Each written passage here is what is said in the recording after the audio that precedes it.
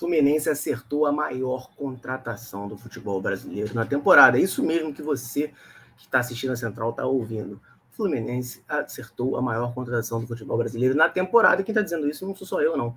Tem outras pessoas falando disso, a gente vai repercutir. Nesse vídeo a gente vai falar também sobre o Lelê. Tem uma informação sobre o jogador do Volta Redonda, um dos artilheiros do Campeonato Carioca, que pode botar o Fluminense mais perto da contratação do atleta. A gente vai comentar essa situação também, vai falar do Arias, né? O Arias saiu bem chateado do jogo contra a Portuguesa, cumprimentou ali meio esquisito o Diniz, falam que ele foi direto para o vestiário, o Diniz falou sobre isso. A gente vai comentar aqui a declaração, a explicação do Fernando Diniz, o que está acontecendo com o John Arias, beleza? Agradeço demais a sua audiência e convido você a ficar aqui até o final. Claro, são 3 informações que a gente vai debater nesse vídeo aqui, então é muito importante que você assista o vídeo até o fim para ficar sabendo de tudo o que acontece no nosso Fluminense, beleza? Muito obrigado pela sua audiência. Peço, antes da gente começar, para você deixar o like aqui no vídeo, botãozinho do joia aqui embaixo, ó, o joinha aqui assim, ó, esse botãozinho aqui, clica aí, vai dar uma moral muito grande para a gente que está aqui todo dia produzindo conteúdo sobre o Fluminense. Fizemos o pós-jogo agora de manhã,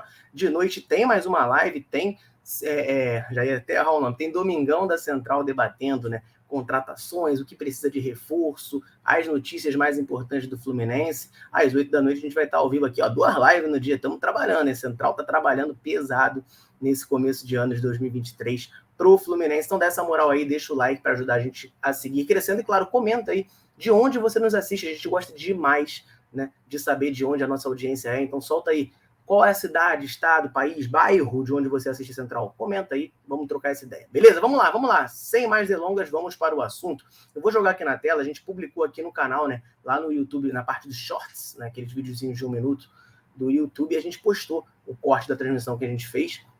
O John Arias, né? O John Arias, no momento que ele é substituído, ele saiu bem insatisfeito. Eu vou jogar aqui na tela para a gente ver, ó. Olha ele saindo aí, o Martinelli ele falando com ele, a cara dele de poucos amigos, cumprimenta meio esquisito o Fernando Diniz, aí beleza, cortou para o Michel, mas aí ó, vai voltar, ó, o Diniz falando com o John Arias com uma cara bem de chateado, aí o Diniz dá um tapinha nele ali, ele sai, né? E isso acabou causando muito burburinho por parte de alguns, né? Caramba, o que vai acontecer? Será que o John Arias está puto? Será que o John Arias está insatisfeito? A gente comentou um pouquinho isso, né, na live de mais cedo. Pode ser por causa do gol que o John Arias perdeu, né? Logo antes, teve aquela bola que ele botou no travessão, que ele arrancou, chegou na cara do gol, chutou no travessão. Pode ser uma questão de insatisfação com a jogada e não com a substituição em si. Até porque, ao meu ver, né, não tem muito por que o John Arias ficar chateado por ter sido substituído nesse jogo. O Fluminense estava ganhando 3-0, ele já tinha participado do primeiro e do terceiro gol, né? Ele que faz o cruzamento que o zagueiro corta em ambos os gols, né?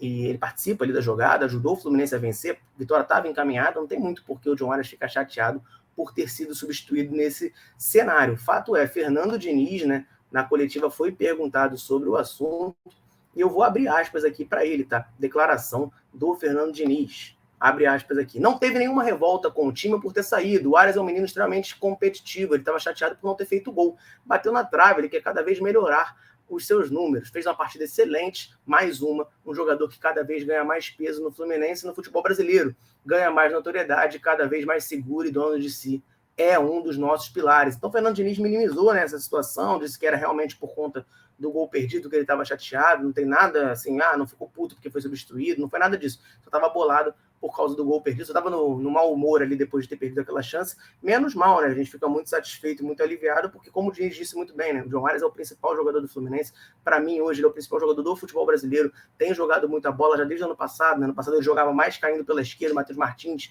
ou o Iago vinha ali pela direita, esse ano com a chegada do Keno ele tem caído muito mais pela direita, os gols que eu citei, né, o primeiro e o terceiro do Fluminense, é com o John Arias cruzando ali como um ponta direita, é um cara que, claro, tá sempre onde a bola tá, mas esse ano caindo mais pelo lado direito, né? Então, e segue jogando muita bola, segue sendo um dos destaques do Fluminense, mostrando também a sua polivalência, né? Continua jogando em altíssimo nível, mesmo numa função e numa posição diferente. Sou muito fã do John Arias, esse colombiano joga muita bola. Segundo o Daniel, e eu tô fechado com ele, é o melhor colombiano em atividade no mundo. Tô fechado com ele. Vamos lá, galera, vamos para a próxima notícia aqui. Já tirei da tela o vídeo do John Arias, né? Ele chateado aí. Que eu quero falar da próxima notícia, eu quero falar do Lelê. O Lelê, um dos artilheiros do Campeonato Carioca, também muito pedido aqui na Central Fluminense, desde o comecinho do estadual, antes dele ainda está se despontando aí, se destacando como artilheiro do Carioca. O Daniel já tinha falado aqui que tinha visto o jogo do Volta Redonda, gostou dele, e ao longo do tempo, né, vendo mais partidas, ele foi ganhando mais destaque, e isso foi falado, né? O Lelê foi procurado por diversos clubes, mas a informação do panorama esportivo é que ele prefere ficar no Rio de Janeiro. A Netflix havia trazido uma apuração, né, de que o Mário Bittencourt conversou com o staff do atleta lá no camarote da Ferdi, na Marquês de Sapucaí, e o Fluminense tem interesse em contratar o atacante, né? Essa notícia já foi divulgada aí amplamente. O Fluminense quer contratar o Lelê para a temporada. O Lelê tem uma multa rescisória de compra, em definitivo, por 5 milhões de reais, e o Vasco já fez proposta oficial pelo atleta, né? Fluminense, Vasco e Flamengo acabam saindo na frente, são 3 clubes que se interessaram pelo jogador por serem do Rio de Janeiro. O Vasco saiu na frente porque já fez uma proposta, e há a informação de que, se for uma negociação empréstimo com opção de compra, o Vasco tem prioridade, até por ter chegado primeiro. Então o Fluminense, para conseguir comprar o Lelê, contratar o Lelê, vai ter que comprar, né? Vai ter que adquirir ele em definitivo. O valor é esse, né? Aí na casa dos 5 milhões de reais. Deixa mais perto do Fluminense porque ele quer ficar no Rio de Janeiro. Tá rolando um boato muito forte, que eu acho que não dá nem mais para falar de boato, que o Lelê é torcedor do Fluminense, né? O Lelê, agora ele até parou, né? Mas o pessoal já tinha visto, antes dele começar a se destacar tanto, que ele seguia o Fluminense no Instagram e não seguia os outros 3 grandes do Rio de Janeiro, seguia apenas o Fluminense, né? Então tem essa informação aí muito forte de que o Lelê é torcedor do Fluminense, né? Ele que é aqui de Itaboraí, né? Aqui do estado do Rio de Janeiro, lá de Itaboraí, terra de Eric Curirim, nosso parceiro aí da Central, um dos fundadores desse canal aqui. Lelê é de lá e é torcedor do Fluminense. Isso pode também pesar a favor de nós, é claro, mas há a preferência do Vasco, e jogador de futebol profissional, né? Ele não vai vir jogar no Fluminense só porque ele é tricolor. Se a proposta do Vasco for mais interessante para ele achar que vai ter mais espaço e mais minutos, ele vai acabar fechando com o Vasco. O Fluminense vai ter que dar uma corrida aí para conseguir acertar a negociação com o jogador, porque, repito, o Vasco da Gama está na frente, mas ele quer ficar no Rio de Janeiro. Então isso é um ponto positivo também pro Flu na negociação. Quero saber de você, né, que está assistindo. Eu não perguntei ali na parte do John Arias, mas também, claro, reforço. Você tem que, você que está assistindo aqui a Central, sinta-se sempre convidado a comentar sobre todos os assuntos, tá? Mas comenta lá sobre o John Arias, o que você acha que foi aquela saída dele chateado. Comenta também sobre o Lelê. Você acha que seria uma boa contratação do Fluminense? Não seria? Tem essa questão do excesso de jogadores para a posição, né? A gente tem o Germancano, que é o titular absoluto, enfim, incontestável. Para jogar de camisa 9 ali no banco, a gente tem o Bigode, que entrou ontem, né?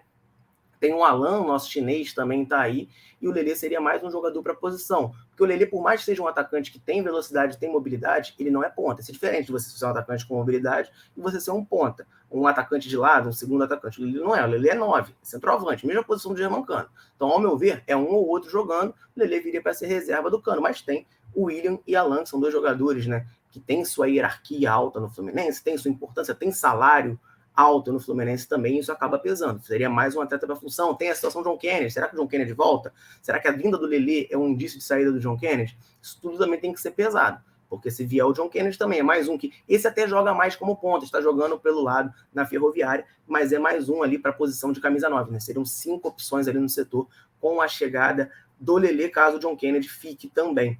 Tá? Então, deixa seu comentário aí. O que você acha? Vale a pena o Fluminense ir atrás? Repito, a multa para comprar ele para clubes nacionais, tá? É 5 milhões de reais. Vale a pena fazer esse investimento? Eu, particularmente, acho que vale se o Fluminense estiver com a grana.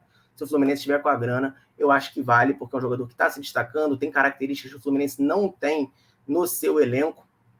Tá? É um atacante mais alto, mais forte, né? Consegue fazer mais o pivô do que o Germancano. O Germancano é um atacante muito de atacar os espaços, e ele também faz isso. Mas por ser mais alto, ele garante mais na bola aérea. O Germancano, para fazer gol de cabeça, ele se antecipa a marcação, se posiciona bem para ficar livre e cabecear por não ser tão alto. O Lelê consegue brigar mais com os zagueiros. Eu veria como uma boa contratação por conta disso, por ser um jogador de um perfil diferente do que a gente tem no nosso elenco. Beleza, galera? Vamos lá para a última notícia. Porque, como eu disse lá no começo, o Fluminense acertou a principal contratação do futebol brasileiro no ano. E isso quem está falando não sou só eu, não. Eu já tinha falado, o Daniel já tinha falado, a gente já tinha falado aqui em lives, muitos tricolores falaram.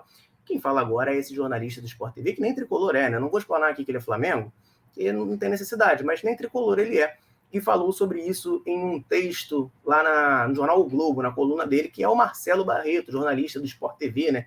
Muito tempo apresentou Redação Sport TV, programa que eu gostava muito na minha infância. Ele era apresentador, eu gosto muito dele por conta disso, essa memória nostálgica. Ele fez um texto aqui extenso analisando o Marcelo, mas eu separei aqui um parágrafo que eu acho que é muito relevante para a gente falar dessa declaração dele. Vamos lá, abre aspas aqui.